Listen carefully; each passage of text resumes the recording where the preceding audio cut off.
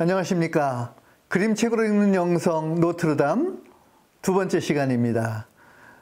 오늘 제2화로 여러분과 함께 나누고자 하는 책은 간식을 먹으러 온 호랑이라는 제목이고요. 주디스 커 글 그림 작품입니다. 국내 보림 출판사에서 출간이 됐고요. 자, 마리아 선생님, 책에 대해서 간단히 소개해 주시죠.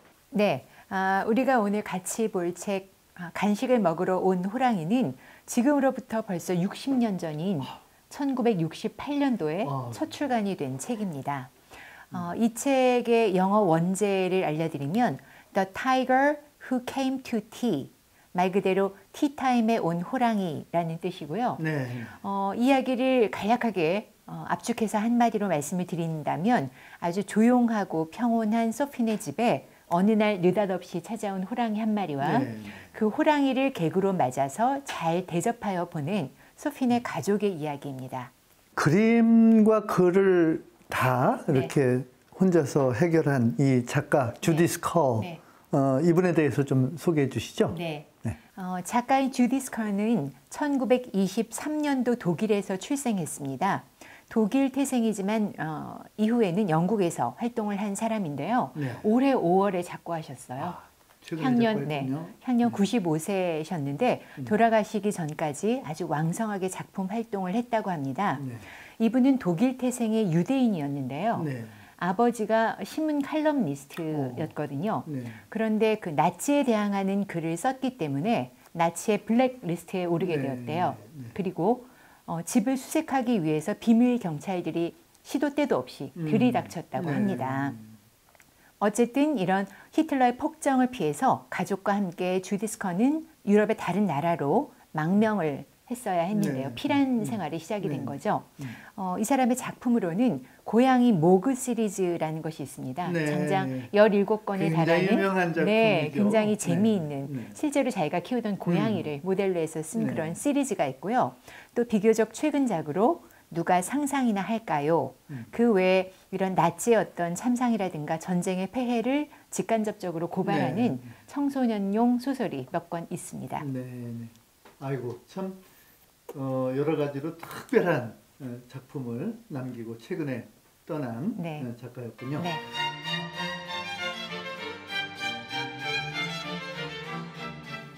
그러면 책 속의 이야기로 좀 들어가 볼까요? 선생님 먼저 이 전체적인 스토리를 좀 소개해 주시죠. 네, 그림과 함께 이야기를 말씀드리겠습니다. 이야기가 열리면 소피네 집 안 풍경이 보입니다. 그 부엌에 앉아서 소피와 소피의 엄마가 아주 다정하게 차를 마시고 있습니다. 그런데 갑자기 벨이 울리는 겁니다. 그래서 소피의 엄마는 누굴까? 지금 이 시간에 아침에 이미 출근한 아빠는 아닐 테고 그리고 우유 배달부도 이미 다녀갔고 반찬 가게 총각도 아닐 텐데 누굴까? 하면서 이제 문을 열어보거든요. 그런데 문 뒤에 서 있는 것은 정말 놀랍게도 커다란 호랑이 한 마리였습니다. 그러면서 소피 모녀에게 아주 공손하게 청을 합니다. 저기요, 제가 너무 배가 고파서 그럽니다만 저도 티타임에 함께 해도 될까요? 간식을 같이 먹어도 될까요? 라고 청을 하는 겁니다. 그래서 소피와 소피의 엄마는 얼른 호랑이를 맞아들입니다. 그리고 나서 이제 티 테이블에 같이 앉게 되는데요. 손님이기 때문에 소피 모녀는 이것저것 먹을 것과 마실 것을 권하게 됩니다. 일단 이 쿠키 하나 먹어볼래요? 케이크 하나 먹어볼래요? 뭐 하나 먹어볼래요? 하면서 이제 여러 가지 음식을 권하고 또 우유나 홍차 같은 마실거리도 권하게 되거든요. 호랑이는 식성이 워낙 좋지 않습니까? 그래서 모녀가 권하는 것들을 먹고 마십니다. 그런데 그것으로 배가 전혀 차지 않았는지 부엌으로 가더니 불 위에 있던 냄비 속의 음식과 또 냉장고에 든 음식들, 하다못해 찬장에 든 음식들을 모두 꺼내서 먹어치우는 겁니다. 네. 그리고 집안에 있는 마실거리도 모두 찾아서 마시고 나서는 급기야 수돗물까지 다 마셔버립니다. 굉장한 식욕이죠. 그렇게 하고 나서 이만 배가 부르다면서 또 공손히 말을 하고 떠나가는 겁니다. 저는 이만 가보겠습니다 하고요. 그렇게 호랑이가 떠나고 난 자리에 그림을 보게 되면 소피 엄마가 조금 난감한 얼굴을 하고 서 있습니다. 왜냐하면 집안이 난장판이 돼 있는 데다가 곧 귀가할 남편의 저녁거리가 없기 때문인데요. 한 걱정을 하게 되는 거죠.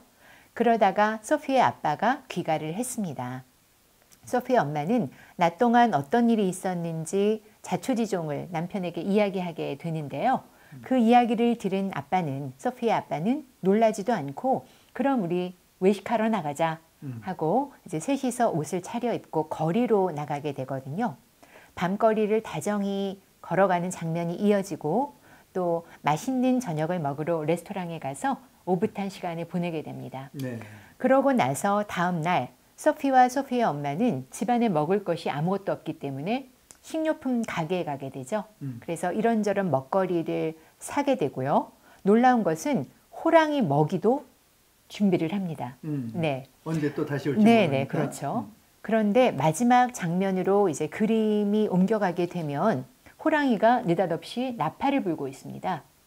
뒷모습을 보이면서요. 그리고 글은 이렇게 되어 있습니다. 호랑이는 다시 오지 않았답니다.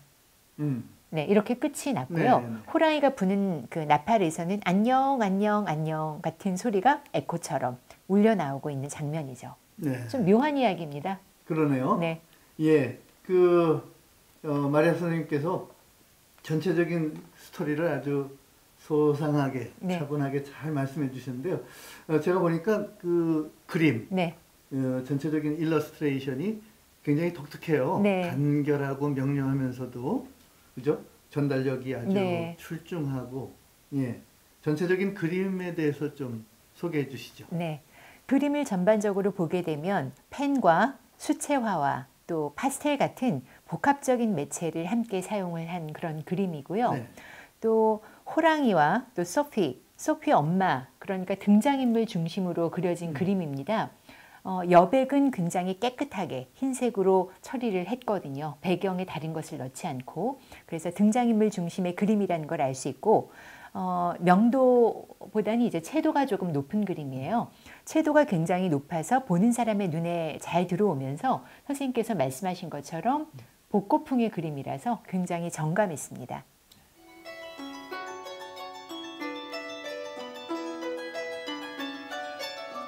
어느 날 남의 집에 느닷없이 방문해서 모든 음식을 싹 먹어치우고, 그래서 그 주인이 그의 재방문을 생각해서 또 이렇게 부식을 준비해 놓고 기다리는데 네.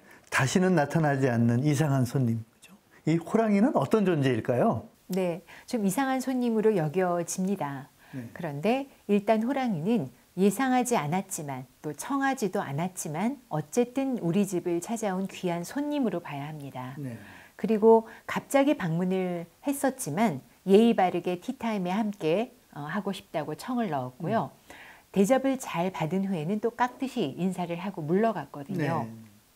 네. 요즘에야 연락 없이 누가 이렇게 우리 집을 찾거나 하면은 그렇게 무조건 반길 수 있는 세상은 아닙니다. 그렇죠. 현대사회라고 하는 네. 것이. 네. 그렇지만 우리 한국인들의 전통적인 사고 방식에서는 손님이라고 하면 무조건 잘 반기고 맞아들여서 환대해서 보내야 하는 네. 그런 존재임에는 틀림없죠. 또 까치가 울면 반가운 손님이 온다는 그런 말도 있듯이 네. 손님에 관한 이미지는 우리는 기본적으로 좀 긍정적인 것 같습니다. 네. 그런데 서양도 다르지 않은지 이 느닷없는 손님에 대해서 소피 모녀는 아무 거리낌 없이 네. 받아들여서 잘 환대했습니다. 하지만 호랑이를 뭐 이렇게 반가운 손님, 이렇게 긍정적으로만 볼 수 없는 그런 부분이 있습니다. 그죠? 뭐 먹거리, 마실거리, 집안 그 식구들의 모든 부식을 다 먹어치우고 떠나잖아요. 그래서 저녁에 퇴근하고 돌아와서 그 가장이 먹을 음식까지 싹 동내고 떠난 호랑이, 그죠? 어떻게 봐야 될까요? 네, 그렇게 부정적으로 보는 시각도 분명히 존재합니다. 어떤 예기치 않은 공포라든가 또 느닷없는 방문을 한 어떤 존재, 또 일상에 가해지는 폭력 등으로 읽는 그런 견해도 있는데요. 그런 시각의 어떤 바탕이 된다고 한다면 일단 다른 동물이 아니고 호랑이란 말이죠. 그렇죠. 그래서 호랑이가 가진 이미지가 일단 크고 무섭고 위협적이지 않습니까?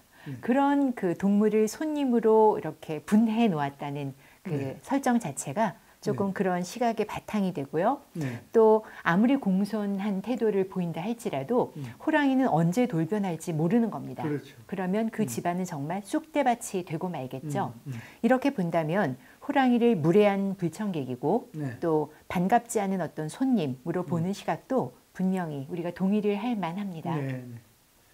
그러고 보니까 작가 주디 스커가 유대인 출신이고 네. 유럽 사회에서 유대인 박해의 역사는 뭐 지난 2000년 동안 이어져 왔던 거 아닙니까? 그런데 특히 이제 히틀러 나치 이 시대에 와가지고 유대인들 수백만 명이 학살되는 그런 참극이 또 연이어 발생했었던 거고. 그러니까 그런 관점에서 봤을 때 이 호랑이를 뭐 폭력의 상징, 네. 이런 기제로 읽는 것도 가능할 것 같아요. 네, 그렇습니다. 앞서 그 작가의 이력을 말씀드릴 때 아버지의 반나치적인 어떤 그 성향 또는 행동 때문에 가족이 조금 고초를 겪었다고 말씀드렸잖아요. 그렇게 시도 때도 없이 집에 들이닥쳐서 쑥대밭을 만들고 떠난 어떤 그런 경찰들, 그런 체험들이 어린 주디 스커에게는 굉장히 공포스럽고 또 위협적이지 않았겠습니까? 그렇기 때문에 혹자는 이런 호랑이를 부정적인 시각으로 읽고 게슈타포의 상징으로까지 읽거든요. 재미있는 것은 정작 작가는 인터뷰에서 이렇게 말했다고 합니다. 호랑이는 다른 상징이 있지 않습니다. 그죠? 내 아이들이 굉장히 좋아하던 그런 동물이었고 내 딸을 비롯해서 많은 어린이들에게 기다리지 않았거나 또 예상하지 않았던 손님일지라도 내 집을 찾아온 객을 굉장히 즐거운 마음으로 잘 대접하라는 그런 메시지를 주고 싶어서 이 그림책을 만들었다고 얘기하거든요. 그렇다면 이제 이 부분에서 독자인 우리는 한 가지 의문을 가지게 되는데 작가가 아니라고 하니까 그 반대급부로 작품을 해석하는 것은 틀린 것인가 하는 이제 의문을 가지게 되는 거죠. 그런데 제가 생각하기에는 작가 또는 어떤 예술품의 창작자는 이야기를 또는 그 예술작품을 빚어서 세상에 내놓는 것으로 몫을 다하는 것이고요. 그 작품에 대한 해석은 보는 사람, 관객이나 독자나 감상자의 몫인 겁니다. 그러므로 해서 그 이야기의 스펙트럼은 점점 넓어지고 풍부한 해석을 가지게 되는 것이죠. 심지어 호랑이를 자연재해나 또 천재지변이나 또 인간이 살면서 겪을 수 있는 어떤 고난, 시련 이렇게까지 확장해서 보는 시선도 있습니다.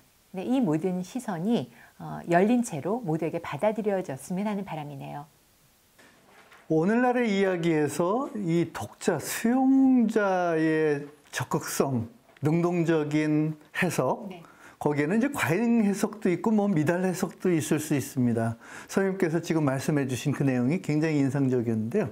그렇다고 하면 이 호랑이가 어떤 것의 상징이든지 간에 이 소피와 엄마의 이 긍정적인 태도와 환대 굉장히 인상적이에요. 네.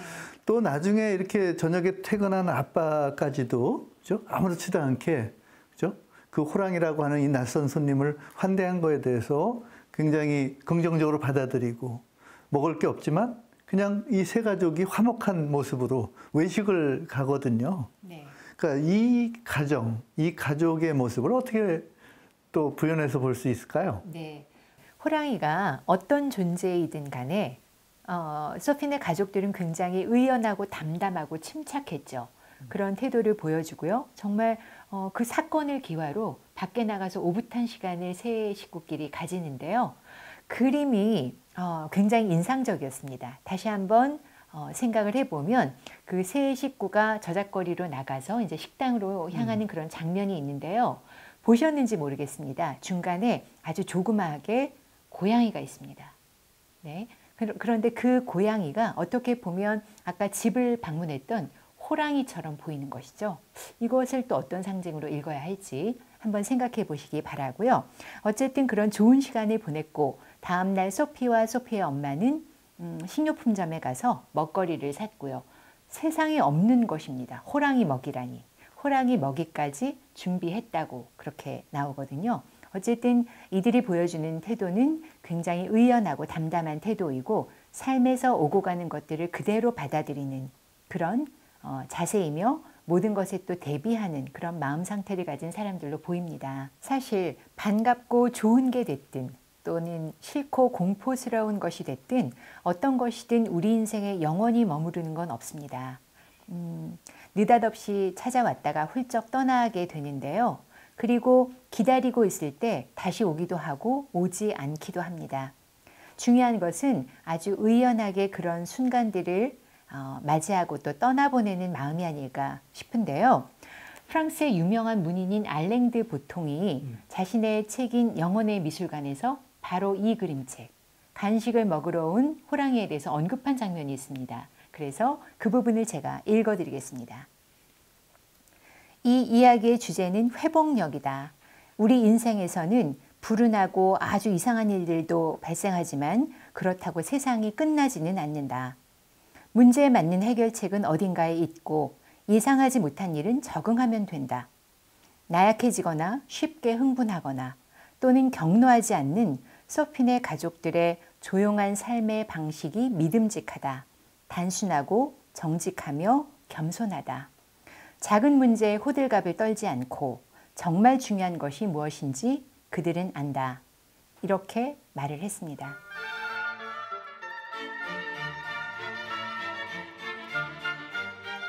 재미있고도 조금은 묘한 이야기. 어떻게 영성적으로 한번 연결해 볼 수 있겠습니까? 예, 이 작품 정말 특별하고 재미있는데요. 우리가 신앙적인 관점, 영성적인 관점에서 이 작품을 한 단어로 압축한다라고 하면 제가 보기에는 환대라고 하는 개념인데요. 바로 이 낯선 자, 나그네에 대한 환대죠. 그러한 개념은 이 동서고금을 막론하고 이 인간 세상 전 세계에서 공통적으로 발견되는 또 공통적으로 발현되는 그러한 관념이에요. 네. 여기서 말하는 이 나그네, 낯선 자라고 하는 것은 단순한 외부인이 아니라 우리들 마음, 우리들 각자의 마음에 그 사람의 어떤 그림자, 그 존재 자체가 없는 전적인 낯선 자죠. 그죠? 그런 존재를 환대한다라고 하는 것은 정말 특별해요. 이 환대라고 하는 개념을 그리스어에서 찾아보면 필록세니아라고 하는 개념이거든요. 네. 영어로 보면 이제 hospitality 이렇게 되겠죠. 근데 그 필록세니아를 이제 이 어근을 잘라보면 필로스라고 하는 개념, 사랑이라는 뜻이죠. 네. 뭐 이렇게 필라델피아 이런 이제 지명이 있지 않습니까? 네. 형제의 사랑 이런 뜻이고 계시록에 요한묵시록에도 이렇게 보면 필라델피아 교회가 나오죠. 그래서 이 필로스 사랑이라는 뜻이고요.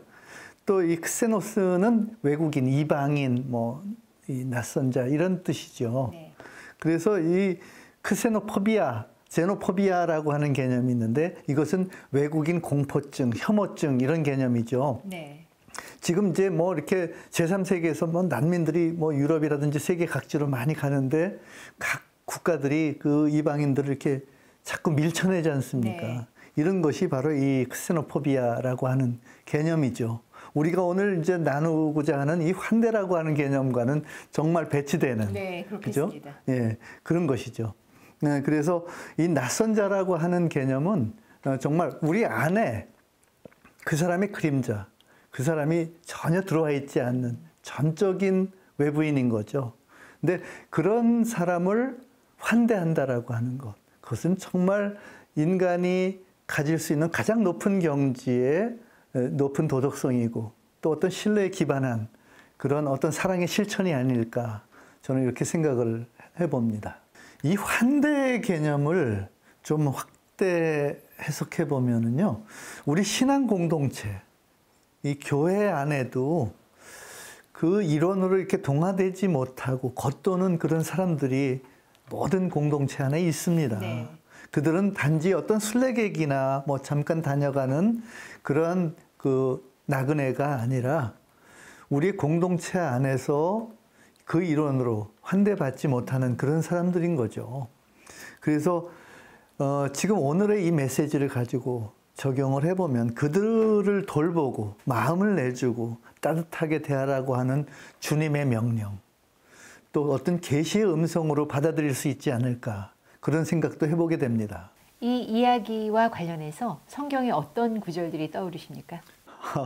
예, 뭐 성경 전체에 그 나그네 이방인 환대에 대한 명령 정말 차고 넘치도록 들어 있습니다. 그만큼 이제 중요한 관념이죠. 네. 실제로 이렇게 보면 이 유대인들에게 있어서 어떤 후대를 가르치는 최고의 그 좌표는 물론 율법이죠. 근데 이제 그와 함께 강조되는 것이 이방인에 대한 환대. 너희가 이집트에 있을 때 너희도 나그네였다라고 하는, 그렇기 때문에 이방인에 대한 환대 명령하는 것이 이제 신명기에 분명히 있고요. 나그네 환대에 대해서 저는 그 성경에서 제일 먼저 이제 기록되어 있는 부분이 창세기 18장이죠.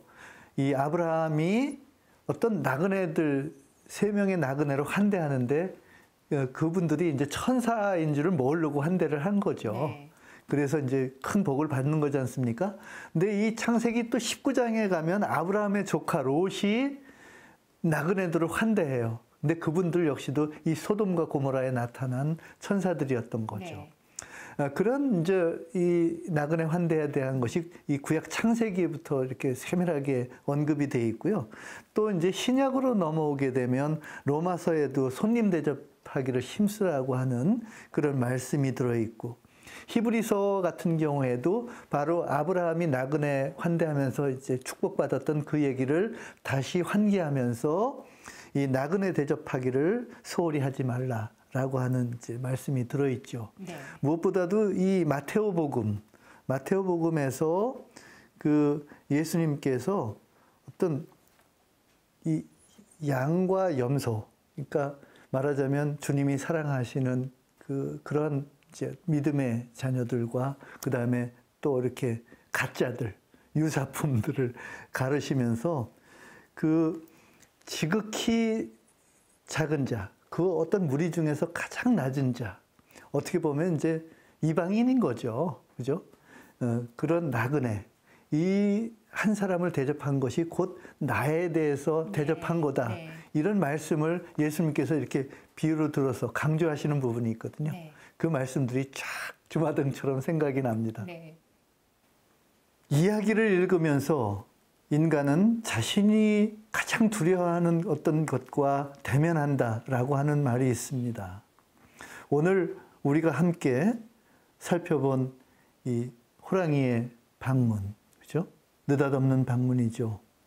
그러니까 참 그냥 작은, 뭐 작고 귀엽고 예쁜 그런 동물이 아니었어요. 그죠?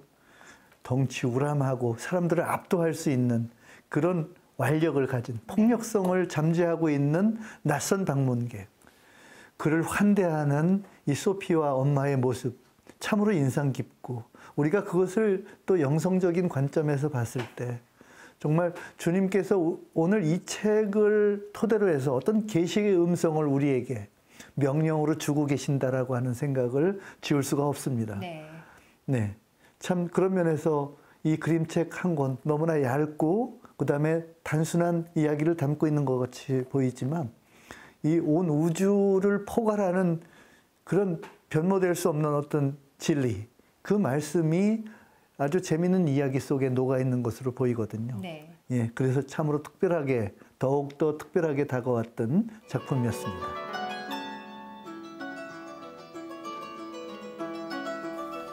그림책으로 읽는 영성 노트르담.